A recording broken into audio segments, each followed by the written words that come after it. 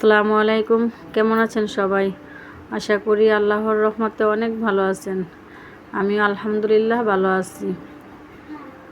যে বা যারা যেখান থেকে আমার ভিডিওটি দেখছেন সবাইকে কাদিজা এস লাইফস্টাইল চ্যানেলের পক্ষ থেকে স্বাগত জানাই। তাই তো বন্ধুরা, আপনাদের সামনে আবারও নতুন একটা ভিডিও নিয়ে চলে আসলাম। প্রতিদিনের মতো সকালবেলা ঘুম থেকে উঠে অনেক ভোরে উঠেছি, হাতের আরও অন্যগুলো কাজ শেষ করে নিয়েছি। তো আজকে বাচ্চাদের স্কুল নেই, যার জন্য কাজের এতটা চাপ নেই।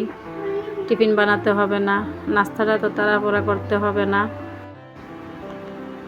তো ভাবলাম যে আজকে যেহেতু বাচ্চাদের স্কুল নেই, আজকে আর রুটি না বানিয়ে অন্য কোনো কিছু করি। তো আমার চালের খুদ আছে, চালের খুদের ভাত, যেটা আমরা শুটকি ভর্তা দিয়ে অনেক পছন্দ করি। তো আমার কাছে শুটকির ভর্তা ডিম ভাজা দিয়ে অনেক ভালো লাগে, যার জন্য আজকে আমি অনেক সহজ রান্নাটাই করে নিব। সব দিক দিয়ে আজকে সহজ, বাচ্চাদের স্কুলও নাই, রুটিও বানাবো না। তো খুদের ভাত হতে তো আর এত সময় লাগে না, অল্প সময়। যার জন্য সকালে আমি আগে অন্য কাজগুলো করে নিছি। ঘরের যে কাপড়গুলা আমি আগে সেলাই করে রাখছিলাম ওইগুলা গুছাইছি, কী কী কাপড় কাটবো ওইগুলো আবার রেডি করছি। এগুলা করে তারপর আমি তো রান্নার জন্য সবজিগুলো কুটে নিলাম। শুটকি একটু ভেজে নিতেছি ভর্তার জন্য, শুটকির ভর্তা করব। টুকিটাকি কাজগুলো আমি গড়ে আমার কারেন্টের যে হিটারগুলো থাকে, হিটারগুলো আছে, এই হিটারের মধ্যে আমি করতে পারি। রান্নাঘরে যেতে হয় না। রান্নাঘরে আমি বেশি রান্না বা সব কিছু গুছিয়ে যাই। হালকা পাতলা যে রান্নাগুলো এগুলো আমি গড়েই হিটারের মধ্যে রান্না করে ফেলি। এই তো যে কুদগুলা দেখতেছেন, এগুলো আমাদের নিজের হাতের কুদ। আমাদের বাড়িতে আমাদের ধানের আমরা ক্ষেত করি, ওই ক্ষেতের মধ্যে যে ধান হয় এগুলোই চাল করে, এগুলারই কুদ। এই তো আপনাদের সাথে কথা বলতে বলতে আমি শুটকিটা ভেজে নিয়েছিলাম, শুটকির ভর্তাটা করে নিতেছি। ভর্তাটা করে এখন তখন অনেক দেরি হয়ে গেছে, অফ ক্যামেরায় আমি আরও অন্য কাজগুলো করে নিলাম। তো বন্ধুরা, আপনাদেরকে একটা কথা স্মরণ করিয়ে দিই, আমার ভিডিওটি যদি আপনাদের কাছে ভালো লাগে প্লিজ বন্ধুরা আপনারা দয়া করে একটা লাইক দিবেন, আমার চ্যানেলটা সাবস্ক্রাইব করে রাখবেন, আর আমার জন্য আপনারা দোয়া করবেন যাতে আপনাদের আমি আরও সামনে সুন্দর সুন্দর ভিডিও দিতে পারি।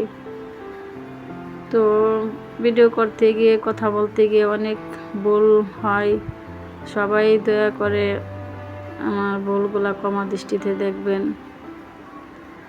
তো আমি ভর্তাটা করে বাচ্চারা ওই পাখি ঘুম থেকে উঠে গেছে, বাচ্চারা ওই খুদের ভাত ওরা খাবে না। তো আগের দিনের সেমাই ছিল ফ্রিজে, ওইটা ওদেরকে গরম করে দিছি, ওরা এইগুলোই খাবে। কেক দিছি আর আম দিয়েছি, ওরা খাবে না, এখন ভাত না করতেছে। কি করার আছে, ওদেরকে খাওয়াইয়ে তারপর আমি আমার জন্যই তো একটু ভাত নিতেছি আর ভর্তা ডিম ভাজা। ওই ফাঁকে আপনার ভাইয়াও অনেকে চলে গেছে অফিসে, অনেক আগেই চলে গেছে, বাচ্চারা ওঠার আগেই। তো আমি হাতের গোছানো সব কাজগুলা শেষ করে তারপর আমি খেতে বসলাম। অনেক দেরি হয়ে গেছে, তখন 9টার মতন বাজে। তো এগুলো করতে করতে ভাবতেছি যে আমার আজকে সেলাই কাজটা দেরি হয়ে যেতেছে, কবে সেলাই কাজ করব। এমনিতে অনেক সময় হয়ে গেল। যেদিন দেখা যায় ঘরের আরও টুকিটাকি বৃষ্টি কাজ করি তাহলে দেরি হয়ে যায়, কিন্তু কি করব, না করে তো পারা যায় না। সেলাই কাজ করতে গিয়ে অনেক কাজে আমার না করিতে থাকতে হয়।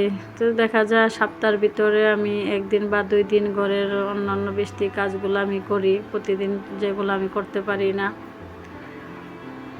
তো আমি খাওয়া দাওয়া শেষ করে আর বসি নাই, যে কাপড়গুলা কালকে সেলাই করে নিয়েছিলাম এই তো একটু আপনাদেরকে দেখিয়ে দিলাম যে আমি কেমন ডিজাইন দিলাম। তো জামার পায়জামার ডিজাইনগুলো আপনাদের কাছে কেমন লাগে প্লিজ আপনারা কমেন্ট বক্সে জানাবেন কেমন হয়েছে ডিজাইনগুলো। তো আমি কাপড়গুলো শেষ করে তারপর আর কি কয়টা কাপড় কাটবো এই কাপড়গুলাও আমি রেডি করে নিলাম। এখন এই কাপড়গুলা অফ ক্যামেরায় আমি কাটবো, আর ক্যামেরাটা অন এখন আর করবো না।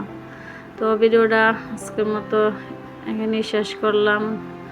আবার আপনাদেরকে স্মরণ করে দিতেছি, যদি আমার ভিডিওটা ভালো লাগে প্লিজ আপুরা ভাইয়ারা একটা লাইক দিবেন আর আমার জন্য দোয়া করবেন। আজকের মতো এখানেই শেষ করলাম। আসসালামু আলাইকুম, আল্লাহ হাফেজ।